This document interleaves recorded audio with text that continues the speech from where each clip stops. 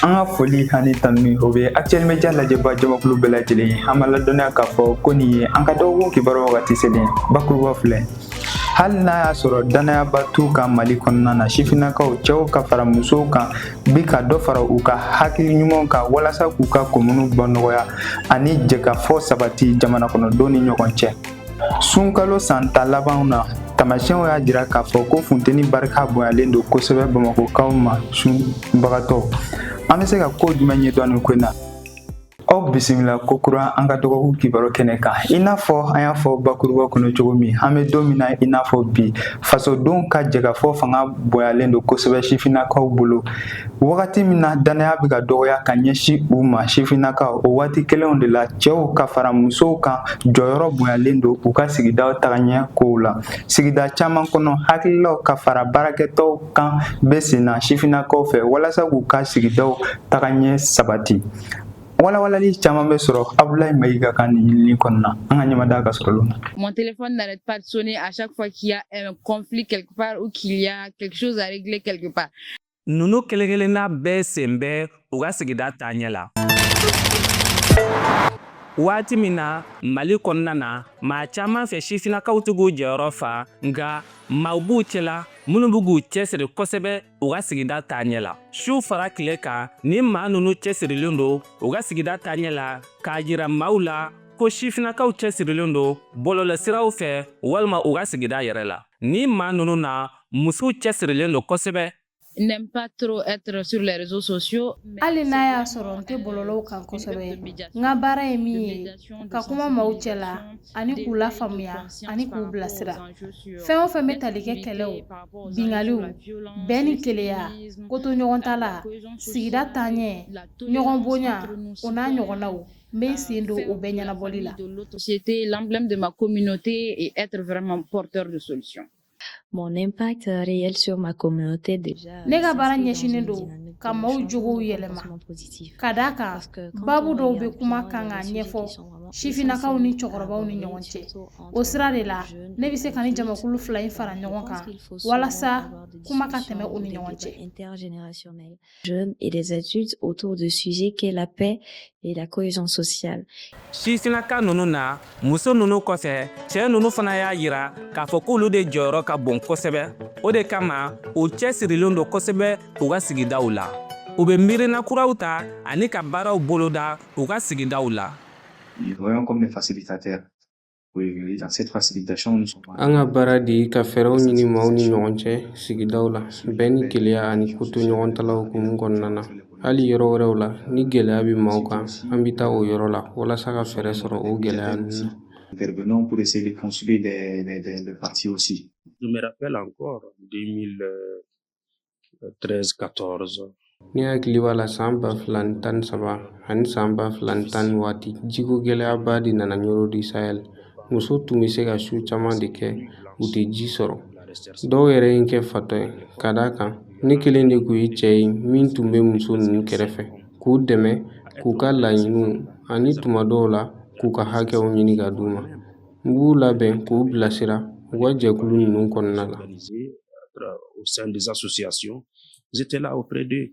Kalabankoro plateau la sifinnaka dɔ bɛ yen min danfara ka bɔ tɔw cɛla Abubakar Konte a ka cɛsiri a ka sigida la o kɛra ko ye min ma dogo maa si la bi bi in na Kalabankoro plateau la i tɛ se k'i da to sifinnakaw ka baara la k'a sɔrɔ i m'i da to Abubakar Konte ka baarakɛlaw na sigida in na bi bi in na a kɛlen don maa ye bi maaw b'u waso ni min ye. N ye action caman mɛn n ka commune kɔnɔ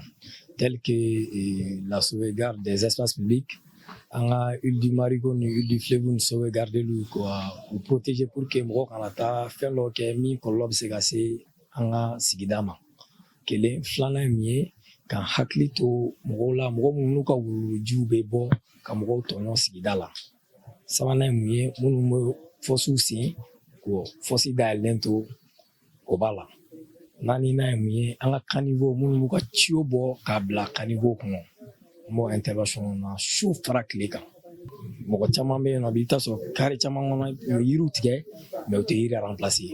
nous, on a initié, carré qu'on est en nous, on m'a sensibilisé, on a yiri san, on a war la, ka dingesena bla kata dingese, kata yiri tu ikadala. Et les voies publiques aussi, c'est très important, on au baro fenna. C'est-à-dire, fin baro baranab nani tiene en askido là, on me fait que baran me sega jotu na ukana lawalea. Les jours à venir, on a do akolno kono. Bakaran koni, Dieu merci, demsenen do abe barake.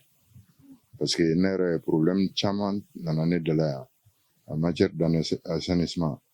Il m'a avoué problème n'avait bulkana va résolu. Je ne sais pas comment. Madame se ka fo alhamdulillah ni I kera nyemogo ye e be fe ka nyesoro minu be gere ila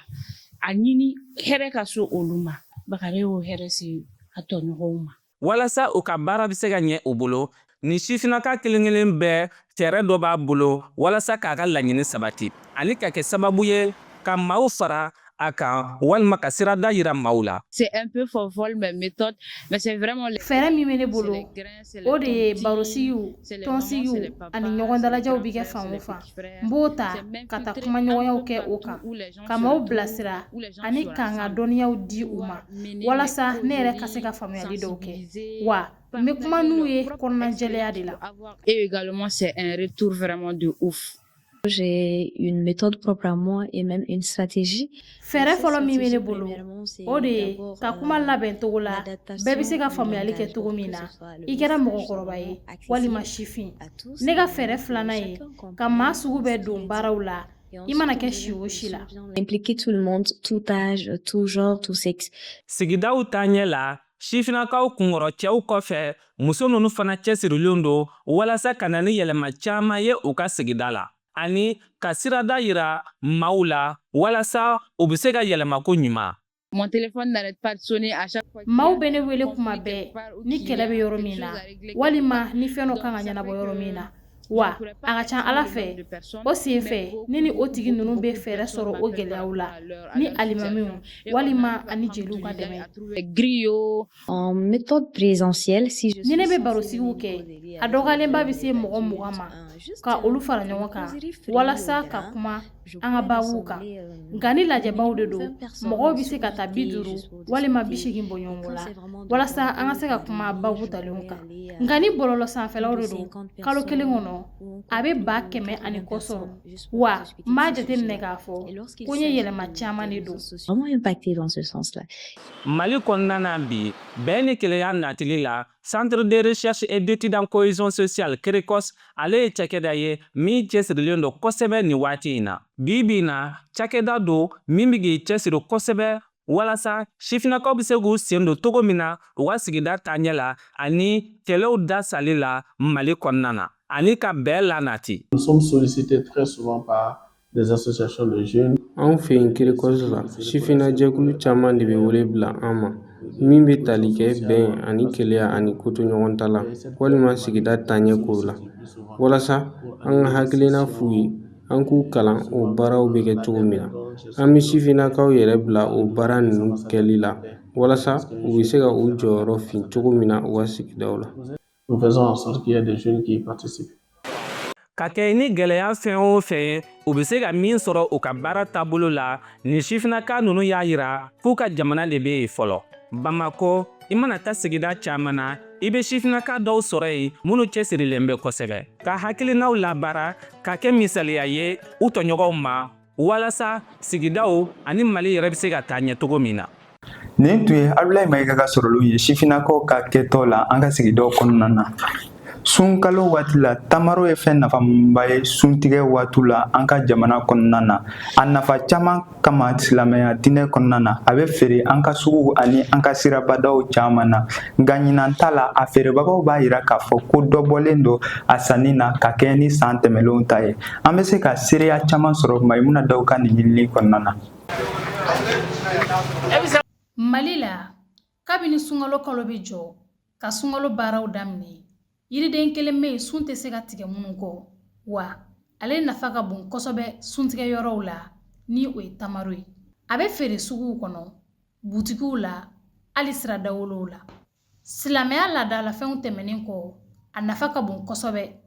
ka da kan a bɛ se ka kɛ sababu ye ka nafa de caman lase adamaden ma i kilinin kɔ sun na. Awɔ, n bɛ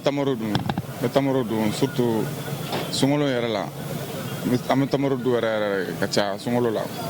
Bon mun y'a to tamaro ka di ne ye dɔnnibagaw ka fɔ la ko Alakira sallallahu alaihi wasallam ko ale tun bɛ tamaro fɛ quoi, ale tun bɛ tamaro fɛ donc ale tun bɛ tamaro dun hali suntɛgɛ la a tun bɛ fɔlɔ ka tamaro de dun ka sɔrɔ ka sun tigɛ. Donc tamaro et puis u y'a yira fana ko tamaro ko fura don quoi, a ka ɲi mɔgɔ ma quoi, tamaro yɛrɛ de kɛnɛya ye quoi, donc o de kama ne b'a fɛ quoi. Non bon sunkalo la m'a dun ka caya sani sunkalo yɛrɛ cɛ ne yɛrɛ bɛ tamaro dun ka caya tuma bɛɛ n bɛ tamaro dun ka caya sabula ka d'a kan a ka ɲi mɔgɔ ma quoi. Ni sunkalo in na ni feerekɛla dɔw y'a sɔrɔ k'a fɔ ko sugu ka teli kosɛbɛ o tɛ dɔw hakilina ye. Ni sunkalo in na alhamdulillah an bɛ Ala tanu ka barikada, ni sunkalo in na tamaro a taara yɛrɛ de qualité yɛrɛ dɔ bɛ yen nin waati in na a man gɛlɛn don n'o ye tergale jɛman ye a man gɛlɛn don dɔɔni o de bɛ ka marché yɛrɛ sumaya dɔɔni sinon a qualité bɛɛ marchera ɲina a bɛɛ marchera. Bon ça dépend bon sugu tɛ yen bon tiɲɛ la saro mɛ ɲinɛ dɔɔni ne kɔni bolo. Ɲinan taabolo ni san tɔw tɛ kelen vraiment san tɔw la ça va mais alhamdulillah adamaden ni ka kɛnɛ i bɛ Ala fo voilà n'o tɛ fɛn min ye marché ko ye sisan jamana in a bɛ cogo min na bɛɛ b'a kalan voilà kɔnɔdimi tɛ ɲɛdimi de don voilà mais alhamdulillah on se plaint pas. Tamaro prix bɛ yɛlɛma ka da cogoya ani sannikɛla ka hakɛya santaw kan sugu kɔnɔnaw la a ka ca la a sɔngɔ b'a daminɛ 100 la fo ka taa bila 200 la. Bon prix kelen t'a la ça dépend i ka sanni cogo la k'a ta 100 fo 100 ni 90 100 ni 80 o y'a k'a ta 100 ka yɛlɛ fo 100 ni 80 o de y'a plafond yɛrɛ en qualité bɛɛ la qualité tɛ kelen ye quoi voilà. Tamaro qualité ko de don maintenant mɔgɔ min bɛ bɔrɛ ta détail kɔni an b'a fɔ 200 de voilà a dernier prix kɔni ye 800 mais o qualité ye ni kɔni ye 1000 francs ni foyi tɛ bɔ ale la. Feerekɛla dɔw ka fɔ la danfara min bɛ ɲinɛ feere togoya ani san tɔw ta ni ɲɔgɔn cɛ o ye sira tiɲɛni ko ye kɛrɛnkɛrɛnnenya la Kayi ni Yɔrɔ du Sahel ni ɲɔgɔn cɛ ni o ye yɔrɔ mun na tamaro bɛ tɛmɛ yen fɛ ka caya. Danfara min b'u ni ɲɔgɔn cɛ nin san 2 in bɛɛ la an bɛ bɔ Moritani de fɛ sinon a tun bɛ bɔ Gao de fɛ ka na bon sisan a bɛ bɔ Moritani de fɛ ka na Mali la danfara min b'u ni ɲɔgɔn cɛ e ɲɛ t'o yɛrɛ la sa gɛlɛyaw ni sira cogoyaw n'a fɔra ko mobili yɛrɛ bɛ bɔ a tɔgɔ di Ɲɔrɔ ni Bamakɔ cɛ mobili boli cogo tɛ kelen mɔgɔ ninnu ka ko ka suma i b'i ka produit makɔnɔ a tɛ se a temps o bɛ se ka tile 2 kɛ yan ni Ɲɔrɔ cɛ alors que mobili an yɛrɛ ka mobili n'olu don c'est un peu plus rapide. Mali la sunkalo ye ɲɔgɔn dɛmɛ kalo ye o de la misiri caman fo ka taa se sigidaw ma jɛkulu ni maa dɔw de bɛ fɛɛrɛ kɛ ka tamaro ani ji tila maaw la suntigɛ waatiw la o waleya in bɛ maaw ka gɛrɛɲɔgɔnya sabati kɛrɛnkɛrɛnnenya la ni kalo barikama in kɔnɔna na ka tila ka tamaro nafa yira an ka fɛn duntaw la kɛrɛnkɛrɛnnenya la ni sunkalo. I n'a fɔ san o san jateminɛw y'a jira k'a fɔ funteni barika bɛ bonya kosɛbɛ an ka jamana kɔnɔna na ka daminɛ marisi kalo fo ka taa se mɛ kalo ma ani gɛlɛyaw tɛ ban kuma tɛ an bɛ nin wagati min na ni o ye sunkalo ye sunbagatɔw dun bɛ ka nin waati gɛlɛn latɛmɛ cogo di n'a y'a ka di ya ko ne ye munumunu salo dɔ kɛ dugu kɔnɔna na an ka jɛ ka a ka sɔrɔlenw lajɛ ɲɔgɔn fɛ. Kelen kɔni a ka farin cayara sabu mun da yɛrɛ kan an bɛ taa telimani boli la ale b'a dɔn. An bɛ nɛgɛ ɲɛ 14 waati la tile bɛ k'a den dɔn ye funteniba de b'a kɔrɔ wa bɛɛ bɛ ka suma ɲini yaasa k'i kun don dɔw yɛrɛ fana bɛ ka ji kɛ u yɛrɛ kan yaasa ka se ka tɛmɛ n'u ka baaraw ye nin de ye maliyɛnw taalan ye nin sunkalo tile 10 laban in kɔnɔ ɲinan sunkalo tile 10 laban o kɛɲɛnakaw labɔda ma météo mɔgɔw ka laseli la olu y'a yira k'a fɔ ko funteni fanga bɛna bonya kosɛbɛ an ka jamana fantan 4 bɛɛ lajɛlen na k'a daminɛ marisi kalo tile 9 fo ka taa bila a tile 15 la san 2026 kabini o fɔra funteni ma tɔ fosi to sunbagaw la bilen tile ka farin mɔgɔ tɛ se ka dongo fila kɛ sugu kɔnɔ an yɛrɛ bɛ siɲɛ kelen min kɛ sira yɛrɛ tɛ sugu kɔnɔ et puis ka fara tile farinya ka tɔ fosi tɛ mɔgɔw la walayi a kuma ka ca dɛ surtout farigan yɛrɛ bɔlen bɛ sisan nɔ tension mɔgɔw ka tension wulilen don mais an bɛ dugawu de kɛ ala ka kɛ juru ka farin parce que ala ko de don ne tun ma sigi n'a yɛrɛ parce que a daminɛ kɛra nɛnɛ de laban kɛra tile ni min b'a dɔn ko tile bɛ digilen ka to so n'i ye jigi yɛrɛ o b'a juguya de parce que ni ji ye farikolo min a b'a bɛ tila ka fɛnkɛ tuguni de i bɛ limaniya de limaniya sun ye limaniya dɔrɔn de. S'abstenir sans boire ni manger est une question de foi. Sun ye limaniya ye nka a tɛ fɛɛrɛw bali yaasa k'a latɛmɛ ko ɲuman kɛ. Sun tɛ i b'a fɔ dɔrɔn ko tɔw b'a kɛ mɛ kɔngɔ ni minɔgɔ mun ye o t'a ye sun yɛrɛ dabɔra ko jurumu kafari de bon donc depuis sɔgɔma k'a daminɛ depuis fajiri fo wula fɛ ni ko n'a kɔrɔ tɛ a ma nɔgɔn dɛ i tɛ ji min i tɛ dumuni kɛ i bɛ tile kɔrɔ taga ni ka segin na bon tiɲɛ yɛrɛ la ni 14 heures sera dɔrɔn seli fana mana se dɔrɔn ne bɛ taa misiri la an bɛ seli fana se dɔrɔn k'an da yen fo 16 heures bon garijɛgɛ bɛ ala de bolo mais a ka ca ala kɔni fɛ an bɛ taa an da yen mais bon sababu bɛ ala bolo quoi. Mɔgɔ dɔw bolo futoni ni tile bonyani ni tile tan laban in kɔnɔ o ye diyagoya de barisa layilaturu kadiri ale bɛ sɔrɔ o de kɔnɔ. Bon ne hakilila mɔgɔw k'a faamu k'a fɔ sunkalo ye waati fila de tile tan laban o gɛlɛya waati de parce que layilaturu kadiri de bɛ tile tan laban in kɔnɔ donc gɛlɛya ma la o diyagoya de donc fo silamɛw k'a faamu donc baraji min bɛ tile tan laban in kɔnɔ o de ka bon donc mɔgɔw k'a faamu k'a fɔ tile tan laban gɛlɛya diyagoya de don. Donc mɔgɔw ka ko u b'a kɛ mais baara min bɛ n'a bɛ kɛ sababu k'i ka sun tigɛ i b'a essayer ka dɔɔni mun la n'i ye baara kɛ ni heure dɔ sera i bɛ baara jigin k'i reposer ani sun tigɛ waati cɛ baraji ka bon wala ni sun digirila i bɛ se ka suma ɲini suma min bɛ ni lafiya b'a la i b'i da ka sunɔgɔ yanni sun tigɛ heure cɛ i bɛ se ka sun foyi la ou bien dɔw bɛ i bɛ se k'i ko yɛrɛ o si tɛ foyi kɛ o n'a ɲɔgɔnna minnu bɛ n'a bɛ se ka lafiya lase i ma i b'olu kɛ yanni sun tigɛ waati cɛ basi t'o la. Dɔw fana b'a yira k'a fɔ ko nin t'a siɲɛ fɔlɔ ye nin lahaw ta funteni ka silamɛw sɔrɔ. Bon, selon moi quand même, ça ne nous dérange pas. Bon, quel qu'en soit le cas, ça va aller. Je crois qu'on a fait beaucoup sur ça déjà. Et ce n'est pas cette année qui est la première. C'est un truc qu'on commence depuis. On est déjà habitué. Donc, ce que je peux dire aux autres est que un peu de courage et le reste, Dieu va faire le reste. Cléna Fariabe, Mamoutou Tolo, Bahira Kafo, Kalinison Dialeno. Kani tile tan laban in la ɲɛnamaya. Ilan sunkalo kɔni alhamdulilah ye ala kanu an ma gɛlɛya la bon a tɔ ma ca bilen bon ni kɔni nin tɛ den in kɔni nin tɛ foyi ye komi a banna ka ban sun fana diya de nin n'a ye sun tigɛ i bɛ ji dɔɔni min sun fana diya de o ye quoi ne tɛ foyi k'a na foyi nin tɛ foyi a banna ka ban o san tɔw filɛ nin ye an kun bɛ tile 30 an kun b'o bɛɛ kɛ tile la n'a sigi ka a nɔgɔyara ka ban o. Olu kɛrɛfɛ jinimere feerela dɔ bɛ k'a dayirimɛ sɔrɔ hali n'o y'a sɔrɔ kuran tɛ ka sabati kosɛbɛ. Awɔ a bɛ ka marché ne bɛ muguji ni cɔgɔnji ani dabilenni ani tomiji ani sira n b'olu de feere a tɛ n'a fɔ position wɛrɛ parce que kuran tigɛ ka ca fando fɛnɛ t'an bolo ni kuran tigɛra wagati min na marché bɛ jɔ. Bamako futeni barika bɛ ka bonya ka taa fɛ tile kalaya ani kurantigɛ banbali ni ɲɔgɔn cɛ o bɛ ka tile kuntagala janya sunbagaw bolo sɛgɛn minɔgɔ ani kurantanya o bɛ sun tɔ gɛlɛya kosɛbɛ. Mali météo ka fɔ la ni lahaw ta funteni bɛna to sen na fo dɔgɔkun laban o la o y'a laɲini maaw fɛ bɛɛ k'i hakili to i yɛrɛ la nka o bɛɛ la silamɛw bɛ k'u banban ko f'u ka sunkalo tile tan laban in la ɲɛnamaya ni limaniya ani dusumaɲɔ ye. Sisan an ka jamana kɔnɔ kibaru ani a kɔkan kibaru o bɛ na lase Ariette Keta fɛ. An ka jamana kɔnɔ kunnafoni Mali kalansoba min ka kalan ɲɛsinen don seko ni dɔnko ma n'a bɛ wele Balafaseke Kuyate ye faso sifinso barolasigi fɔlɔ bisimila alamisadon san 2026 okumu kɔnɔ. Nin kɛnɛ in la ɲɛnɛmayara ni tiyatiribɔlaw ani CNT mɔgɔw fɛ kɛrɛnkɛrɛnnenya la Magma Gabriel Konate fɛ o min ye nin kalo in seko ni dɔnko denfa ye. Kɔfɛ kunnafoni arabadon marikalo tile 11 san 2026 Senegal wasabulon in sariya kura ta ni ka fanga don a la min bɛ ɲangili bin gɔrijigɛnu kan ni sɛbɛn ninnu bɛ ɲangili ta min ka jugu ni ɲangili bɛɛ ye min bɛ se ka taa fo san 10 kaso ma wa a bɛ ɲangili ta ka ɲɛsin mɔgɔ minnu ka baara bɛnnen gɔrijigɛnu dɛmɛli.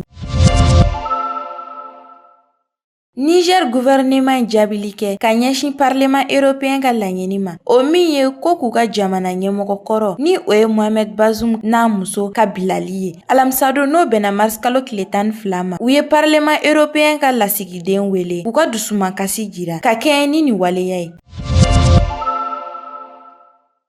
Jumadon mars kalo tile 13 Saudiya jamana ka minisiriso min ɲɛsinen no kɛlɛko ma ka kuma lasela y'a jira k'u ye dankari kɛ drone 6 la min bɔra u ka jamana bayanfɛn bolo la. O marabolen kɔlɔsilen no kosɛbɛ ka d'a kan u ka dugu jugɔrɔ fɛnw ka ca. Nin de bɛ dansigi kɛ an ka bi dɔgɔkun kibaru la. An bɛ aw bɛɛ lajɛlen fo a ka ɲamadali la. An b'a fɔ ko k'an bɛn diɲɛ waati wɛrɛ. L'École supérieure de commerce ESC Mali School of Management, l'école qui forme les leaders de demain, elle se distingue comme l'une des meilleures écoles de commerce de la sous-région. ESC Mali est réputée pour l'excellence de ses formations qui préparent efficacement les étudiants à devenir des entrepreneurs et des managers compétents.